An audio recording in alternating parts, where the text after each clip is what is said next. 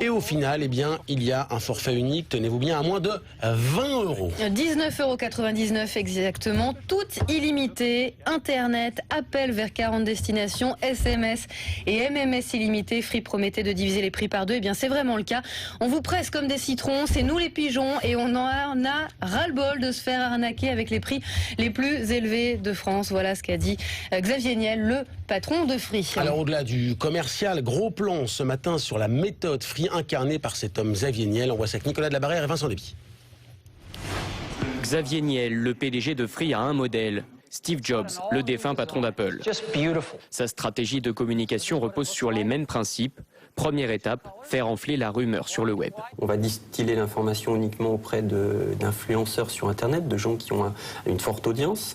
Ces gens-là, on leur demande surtout de ne pas en parler, précisément pour qu'ils puissent en parler, mais sans citer les sources. Et on leur diffuse des informations à la fois exactes, précises, et puis des fois un petit peu, on jette des écrans de fumée pour qu'il y ait un petit peu de mystère. Résultat, pour la deuxième étape, le lancement du produit aujourd'hui, le suspense est à son comble, pour ce qui reste un forfait de téléphone portable. Troisième étape, enfin, la campagne de publicité classique, par affichage et dans les médias.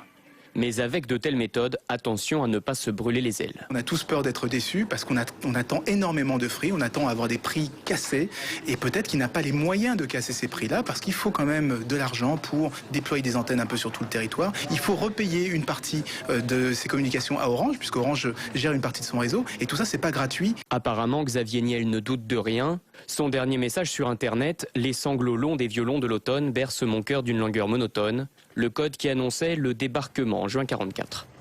Effectivement, c'est donc digne d'un débarquement, 19,99 €, tout illimité. On y reviendra en détail sur place à 10 h en direct avec Laetitia Soudi. L'actualité à l'étranger, journée de vote dans le New Hampshire, petit état du nord-est des États-Unis. C'est la deuxième étape de la primaire républicaine après l'Iowa. Et le Mormon Mitt Romney est donné gagnant. Mais jusqu'au bout, les 5 autres candidats ont tenté de convaincre les électeurs. Sur place, Thomas Misraki, Clément Dalmar avec Nicolas Planck.